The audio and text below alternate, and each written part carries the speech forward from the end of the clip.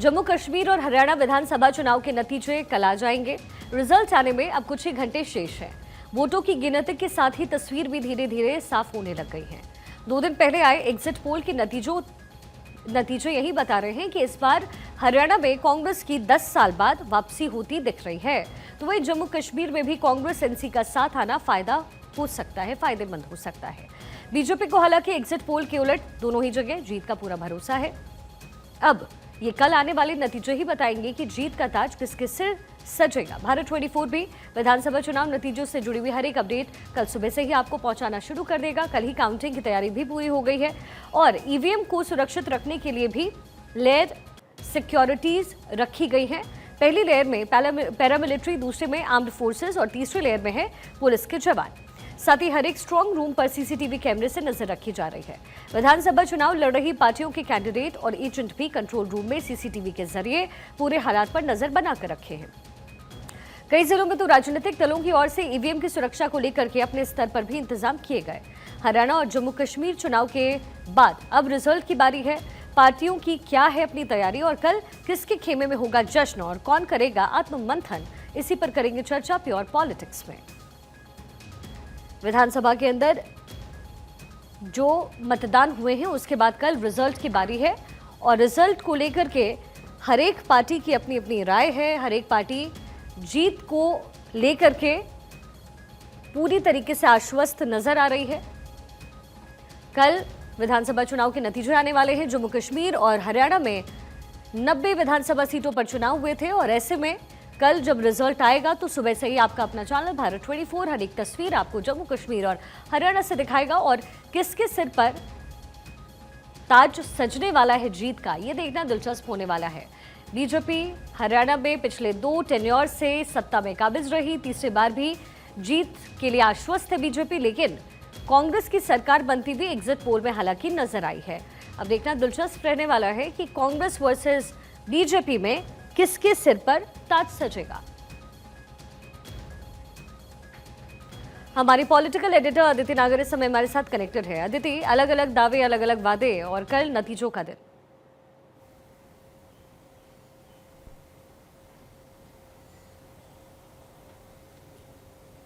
बिल्कुल, देखिए अलग अलग दावे, अलग अलग वादे और अलग अलग प्लान बी की तैयारी। क्या आप सुन पा रही हैं? जी जी जी। तो शिखा, आप देखिए दोनों ही पार्टी के, खास तौर पर दो राष्ट्र पार्टी हैं जो फिलहाल अभी अपने आप को आमने सामने मान रही हैं, भारतीय जनता पार्टी और कांग्रेस। दोनों के आला कमानों ने 2 चीजें की हैं। पहला, सीट वाइज स्टेट यूनिट से एक रिपोर्ट तलब की है और वो रिपोर्ट इस तरह से तलब की गई है कि अलग अलग, पहले तो जिलेवार उसको कलेक्ट किया गया है एग्जिट पोल के इतर, और स्टेट का क्या मानना है कि वो कितना बेहतर कर रहे हैं, क्योंकि इसमें सबसे महत्वपूर्ण बात है कि 19 ऐसी सीटें हैं जिन पर पेच फंसा हुआ है। एग्जिट पोल हमारे सामने है। जाहिर तौर पे 2024 के बाद ये मिथ टूट गया है कि एग्जिट पोल पे विश्वास किया जाए, लेकिन एग्जिट पोल ये कह रहा है कि कहीं ना कहीं कांग्रेस एज पर है। ऐसी स्थिति में दोनों ही पॉलिटिकल पार्टी के आला कमानों ने एक रिव्यू रिपोर्ट मांगी है। इसके साथ साथ प्लान बी की तैयारी भी है। एक समय ऐसा था पिछले कुछ 10 सालों में जब Bharatiya Janata party plan B की तैयारी चुनाव के नतीजे आने या चुनाव होने से पहले ही कर लेती थी, यानी कि निर्दलियों पर फोकस। पर इस बार खुद भूपेंद्र हुड्डा ने निर्दलियों से बातचीत शुरू कर दी है। अनिल विज को ये काम पहले ही सौंप दिया गया था कि आपको अगर जरूरत पड़े तो समर्थन में निर्दलीय लाने होंगे, और खुद अमित शाह या जो संगठन के शीर्ष नेतृत्व है जेपी नड्डा, उन सभी ने भी निर्दलियों से संपर्क और बातचीत, जो जिताऊ निर्दलीय उनसे बातचीत शुरू कर दी है। और ये कब हो पाएगा? जब खुद स्टेट यूनिट की भी और जो इंटरनल रिपोर्ट है चुनाव होने के बाद वो सामने आ जाती है कि किस जगह कितने पेज फंसा हुआ है। तो दोनों ही जो राज्य हैं, जैसे अगर जम्मू कश्मीर की बात की जाए या हरियाणा, दोनों के राज्यों में पेच फंसा हुआ ही नजर आ रहा है। और वो तब जब हम जम्मू कश्मीर में अभी एक खबर निकल कर आती है, आज सुबह ही आया कि एलजी के पास ये पावर्स हैं कि वो 5 विधायकों को मनोनीत कर सकते हैं असेंबली में। तो अपने आप में ये नजर आ रहा है कि पेच बहुत जबरदस्त है। और खास तौर पे हरियाणा का आपने सवाल किया है, तो 19 ऐसी सीटें हैं जहां की जीत का ऊंट किस करवट भी बैठ सकता है, क्योंकि मार्जिन बहुत कम है। जी अच्छा आदित्य, जम्मू कश्मीर में जो समीकरण बनते हुए नजर आ रहे हैं, नेशनल कॉन्फ्रेंस और कांग्रेस सरकार शायद बना सकती है, या फिर हंग असेंबली के भी अगर चांसेस बन गए, उस केस में बीजेपी क्या करेगी? क्योंकि जब भी जोड़ तोड़ की राजनीति होती है तो ऐसा देखा गया है कि बीजेपी से बेहतर ये राजनीति कोई कर नहीं पाता। तो क्या कांग्रेस और नेशनल कॉन्फ्रेंस वहाँ कामयाब हो पाएगी? और देखते हुए कि नेशनल कॉन्फ्रेंस वहाँ रीजनल पार्टी है, घाटी में कम से कम नेशनल कॉन्फ्रेंस को सपोर्ट बहुत ज़्यादा है। मैंने पिछले कई चुनाव कवर किए हैं, अगर नॉर्थ की बात करें या फिर साउथ की बात करें, हमेशा निर्दलीय जो प्रत्याशी होते हैं या फिर जो निर्दलीय जीत कर आते हैं वो सरकार में बहुत महत्वपूर्ण भूमिका निभाते हैं। पिछली बार जब अशोक गहलोत की सरकार थी राजस्थान में, तब भी निर्दलीय जो उम्मीदवार थे या निर्दलीय जो कैंडिडेट्स थे या फिर एमएलएस थे, उन्होंने 5 साल सरकार बचा के रखी। जब कांग्रेस के अंदर आपसी फूट हो गई तो निर्दलीय को कितना बड़ा इंपॉर्टेंस है। लेकिन निर्दलीय भी भले ही किसी भी विचारधारा के हों, वो सरकार की तरफ उनका इंक्लिनेशन इसलिए रहता है क्योंकि वो निर्दलीय जीत के तो आ गए, जनता जिता के तो ले आई, लेकिन उनके काम कौन करके देगा? अगर वो सरकार के साथ हैं तो जाहिर तौर पे सरकार उनके काम करेगी। तो ये फैक्टर बहुत महत्वपूर्ण होता है। आप जम्मू कश्मीर में तो एक सबसे बड़ा फैक्टर है निर्दलीय उम्मीदवार जो उतारे गए हैं, और बहुत बड़ी संख्या में इंडिपेंडेंट्स को उतारा गया है। अब ऐसे केस में, जैसा आप खुद कह चुकी है शिखा, कि भारतीय जनता पार्टी का हाथ बहुत साफ है इस मामले में, इसीलिए निर्दलीय उम्मीदवार जितने जीत कर आ रहे हैं या आएंगे, उसमें से 60% भारतीय जनता पार्टी के साथ जाएंगे। वजह यह है कि ये केंद्र शासित राज्य है, और अगर वो अपने इलाके में विकास का कोई भी काम कराना चाहते हैं तो जाहिर तौर पे वो ये चाहेंगे कि सरकार ही मदद करेगी तभी होगा, और सरकार तो अभी केंद्र सरकार की है। तो जाहिर तौर पे यहाँ पर निर्दलीय फैक्टर, वैसे भारतीय जनता पार्टी जो है वो अपने आप में बहुत बेहतर करेगी, इसके अलावा निर्दलीय भी ये सोचेंगे कि जिसकी सरकार बनती नजर आ रही है उसके साथ जाएं, और क्योंकि जम्मू कश्मीर एक केंद्र शासित राज्य है तो जाहिर तौर पे आधे से ज्यादा जो फैक्टर है वो केंद्र सरकार ही फैसला लेगी, इसलिए हो सकता है कि वो बीजेपी के साथ चले जाए। अच्छा, हरियाणा में जो आंकड़े सामने आए हैं अदिति एग्जिट पोल के, उसमें हमने देखा कि कांग्रेस सरकार बना रही है, पूर्ण रूप से सरकार बनाती हुई कांग्रेस नजर आ रही है। तो क्या anti incumbency one of those factors है जिसकी वजह से बीजेपी को यहाँ नुकसान हुआ है? क्योंकि हमने देखा कि कांग्रेस में अंदर खाने जो है खींचतान खूब चली, जिसका शायद फौरी तौर पे थोड़ा सा फायदा बीजेपी को अभी अभी मिला होगा वोटिंग से पहले, लेकिन बावजूद इसके जो आंकड़े आ रहे हैं लगभग 55 एबव है जो कांग्रेस के लिए दिखाए गए, 55 to 65 के बिटवीन है। अगर ये आंकड़ा है तो इसकी वजह क्या हो सकती है? देखिए, सबसे पहले तो फिलहाल कांग्रेस जाहिर तौर पर ज़मीनी जो एग्जिट पोल ये कहता है कि कांग्रेस लीड कर रही है, लेकिन आप अगर पिछली बार का या पिछले 2005 से लेकर अब तक का पैटर्न देखेंगे तो वो काफ़ी सिमिलर रहा है। अब पिछले 10 साल बाद कांग्रेस जो आने की तैयारी कर रही है, या भारतीय जनता पार्टी के लिए माना जा रहा है कि शायद कठिनाई हो सकती है सरकार में आने की, उसकी इकलौती वजह है जाहिर तौर पे कोई भी पार्टी सरकार में रहेगी तो उसके लिए एंटी इनकम्बेंसी होती ही होती है, और जब खास तौर पे 10 साल रह ले तो ऐसे में वहाँ एक बहुत बड़ा फैक्टर है जाट फैक्टर, जिसको लेकर मैनिफेस्टो में एक बड़ी बात जेपी नड्डा ने कही थी कि जो हरियाणा के जो वो लोग होंगे जो जाना चाहते हैं आर्मी में, 4 साल वाले जो मुद्दा है उसको उनको हम सरकारी नौकरी देंगे। तो ये फैक्टर की कोशिश की गई थी कैसे न कैसे वो जाट वोट बैंक में इसको अपनी तरफ खींचने की कोशिश करें, क्योंकि वहाँ पे non Jat politics Bharatiya Janata party करती आई है। लेकिन फिलहाल जो जमीन पर एंटी इनकम्बेंसी को एनकैश कांग्रेस ने किया है। कांग्रेस अगर ये सोच रही है कि वहाँ की जनता कांग्रेस को जिताकर लाना चाहती है तो वह सच नहीं है। सच यही है कि भारतीय जनता पार्टी इससे कहीं ना कहीं एंटी इनकम्बेंसी और ऊब गई है, इससे जनता। और वैसे भी नॉर्थ का जो ये पूरा पैटर्न है, राजस्थान, मध्य प्रदेश, छत्तीसगढ़, ये 3 तो ऐसे हैं कि हर 5 साल में बदलना होता है। हरियाणा में भारतीय जनता पार्टी ने किया कि वो 10 साल तक टिकी रही, लेकिन जाहिर तौर पे एंटी इनकम्बेंसी एक बहुत बड़ा फैक्टर है। इसी का जो आप ये आंकड़ों का मार्जिन बता रही हैं वो है, लेकिन फिर भी 19 ऐसी सीटें अभी भी हैं जिस पर बहुत कम का मार्जिन फंसा हुआ है, और इसीलिए सबसे महत्वपूर्ण हो जाएगा नतीजों वाले दिन कि 19 कौन सी सीटें। अगर हम उसका जिक्र करें, जैसे एग्जिट पोल में आप बता रहे हैं कि जैसे दैनिक भास्कर का करें तो 44 से 54 तो इंडिया अलायंस है या फिर कांग्रेस है, या भाजपा एनडीए है 19 से 29। ऐसे जो सबसे ज्यादा भारतीय जनता पार्टी को दिया है वो जिस्ट टीआई रिसर्च ने दिया है। लेकिन कहीं ना कहीं जो डिफरेंस है वो 10 से ज्यादा का कांग्रेस और बीजेपी के बीच में नजर आ रहा है। वो एंटी इनकम्बेंसी है, वो जाट वोट भी बहुत ज्यादा है, और ये तमाम मुद्दे हैं। लेकिन जो 19 सीटें हैं जो फंसी हुई हैं, जिस पर पेच फंसा हुआ है, वो अपने आप में बहुत महत्वपूर्ण रहने वाली हैं। जैसे सी वोटर के मुताबिक अगर ये सीटें जो 19 सीटें हैं वो जिसके भी खाते में जाएंगी वो 60 से ऊपर सीटें ले जाएगा।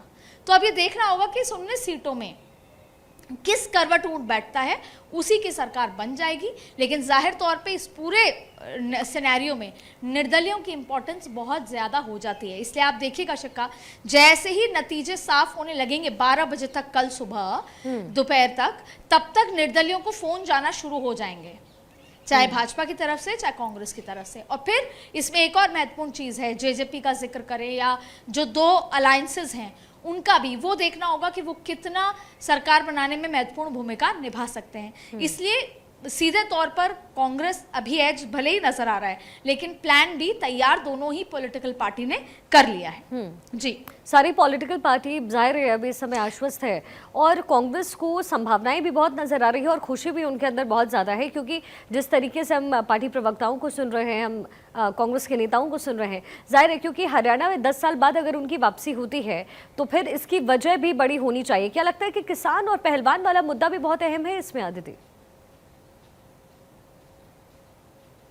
देखिए, हरियाणा में लोकल फैक्टर बहुत ज़्यादा अहम है, क्योंकि आपने देखा होगा कि इस बार बहुत ज़्यादा श्री राम जय श्री राम वाली बात हो या राष्ट्रीय मुद्दों का बहुत बड़ा फैक्टर नहीं रहा है, और ना ही यहाँ पर कोई राष्ट्र चेहरों के लिहाज से भी। नरेंद्र मोदी अपने आप में एक अलग बात है, लेकिन राहुल गांधी, सोनिया गांधी, प्रियंका गांधी बहुत ज़्यादा चुनाव प्रचार नहीं हुआ। हुड्डा आज से नहीं, पहले भी वो ये मानते थे कि हम चुनाव प्रचार खुद कर लेंगे। ऐसी स्थिति में यहाँ के लोकल मुद्दे, जातीय समीकरण, जिसमें आपने कहा कि पहलवान वाला मुद्दा, जिसमें आपने कहा कि ये जो किसानों का मुद्दा, जाटों का मुद्दा, ये अपने आप बहुत हावी होने वाला है। अब सवाल ये उठता है, एससी वर्ग ने किसको वोट करा है? कहीं ना कहीं तस्वीरों में भारतीय जनता पार्टी, जो चुनाव की तस्वीरों में भारतीय जनता पार्टी को ये नजर आ गया था जब उन्होंने आईना देखा एनालिसिस का, कि जाट कुछ भी कर लें अभी वोट करने को शायद उस तरीके से राजी नहीं है।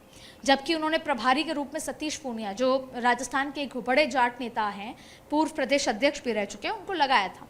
लेकिन अब जाट के इतर एक एससी वोट बैंक इतना महत्वपूर्ण था। आपने देखा होगा किस तरीके से शैलजा कुमारी नाराज हुई, ठीक हुई, मंच पे दिखी, हुड्डा जी से हाथ भी मिला लिया, राहुल गांधी के साथ भी मंच पे रही, लेकिन फिर भी उनके चेहरे की जो असंतुष्टि थी वो सबको पता है। और कांग्रेस को ये महसूस हो गया था कि बहन के साथ नाइंसाफी कहीं ना कहीं ये हो सकता है कि भाइयों को धोखा दे दें। ये एक बहुत बड़ा फैक्टर है। तो अब पूरा का पूरा जो नजर आएगा वो एससी वोट बैंक। तो जो हम 19 सीटों का बार बार जिक्र कर रहे हैं, उसमें देखना होगा कि एससी वोट बैंक साइलेंट था और किस तरफ गया। अगर एससी वोट बैंक ने भारतीय जनता पार्टी को वोट दिया है तो फिर ये नतीजे जो एग्जिट पोल में आए हैं ये बदलते भी नजर आ सकते हैं।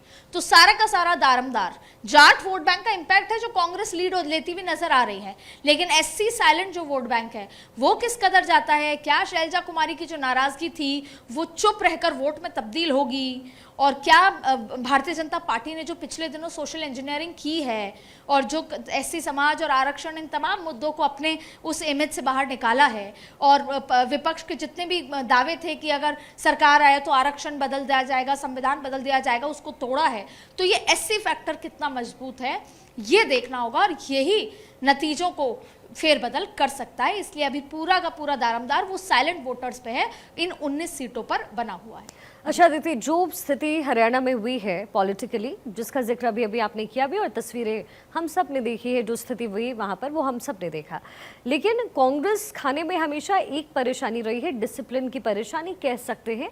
यानी हर इंसान, हर व्यक्ति, हर एक नेता अलग अलग तरह की बातें करता है। अब अगर हरियाणा में कांग्रेस की सरकार बन रही है तो सबसे बड़ा सवाल है अदिति कि मुख्यमंत्री कौन बनेगा?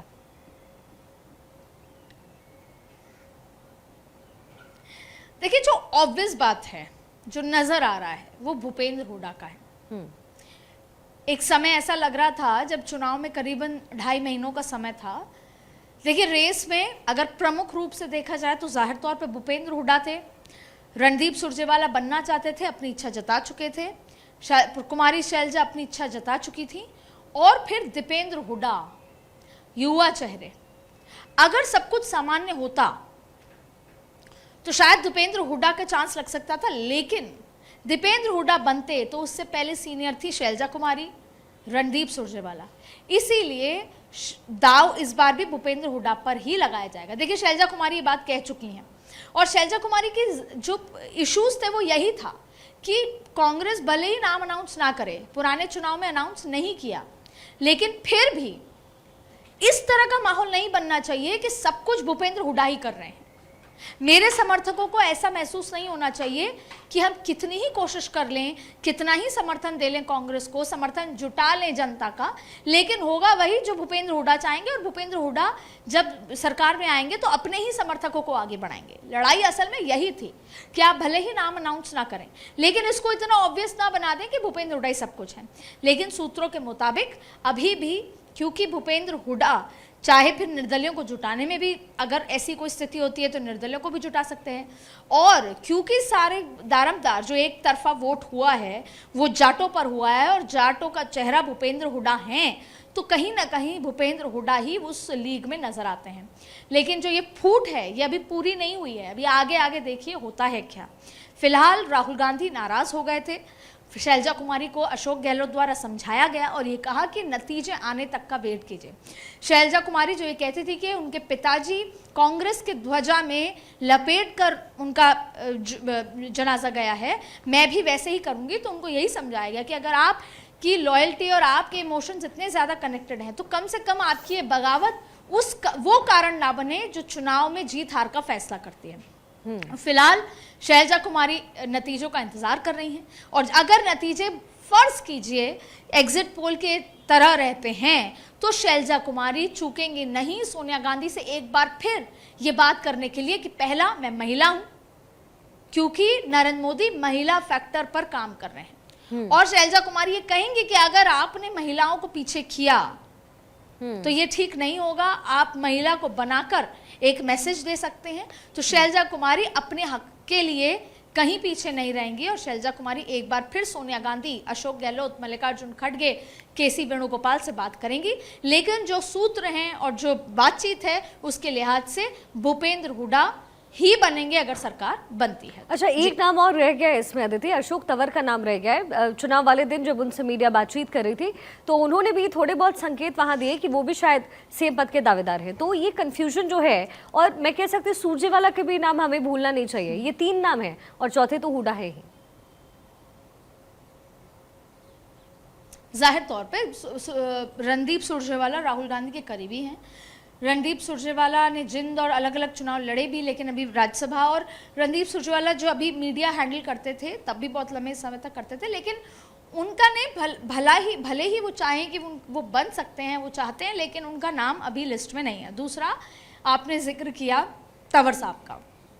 अगर तंवर साहब, जिनको सब कुछ दिया पार्टी ने, दिल्ली का प्रदेश अध्यक्ष तक बना दिया, तमाम तरीके की सारी चीज़ें दी, अब अगर वो सोचे कि वो एक दिन पहले आ जाएं, पहले वो हॉप करते करते अलग अलग पॉलिटिकल पार्टी में जाएं और फिर आ जाएं और उसके बाद दावेदारी भी जताएं, तो कांग्रेस में ऐसा नहीं होता, और शायद किसी भी पॉलिटिकल पार्टी में अब ऐसा नहीं होता।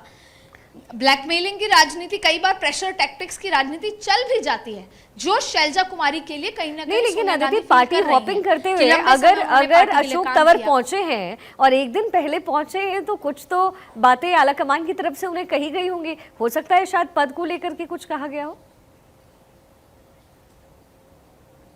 देखिए, मुझे ऐसा लगता है कि अशोक तंवर आने वाले दिल्ली के चुनाव में ज्यादा इंटरेस्टेड होंगे, और अशोक तंवर अगर हरियाणा के लिए सोच भी रहे हैं तो वो खुद के साथ कहीं ना कहीं धोखा कर रहे हैं।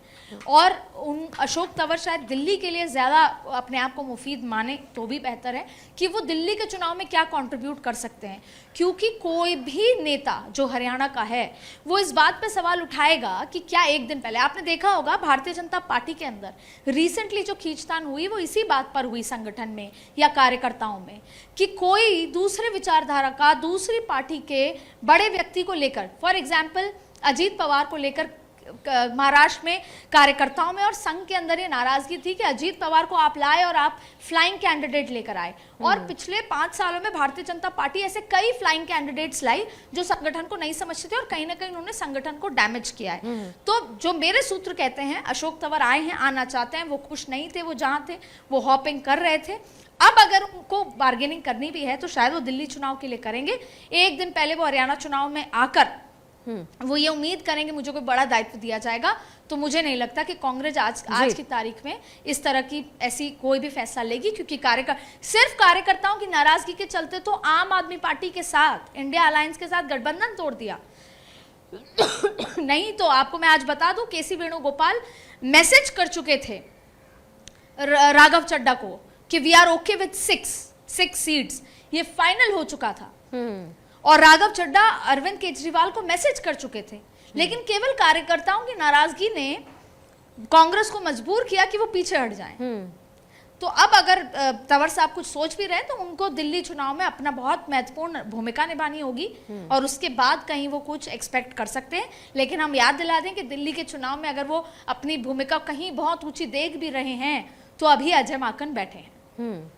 बिल्कुल, ये बिल्कुल सटीक विश्लेषण है अदिति, क्योंकि अभी जो है दिल्ली दूर है, लेकिन जाहिर है हरियाणा और जम्मू कश्मीर के चुनावी नतीजे कहलाने वाले हैं।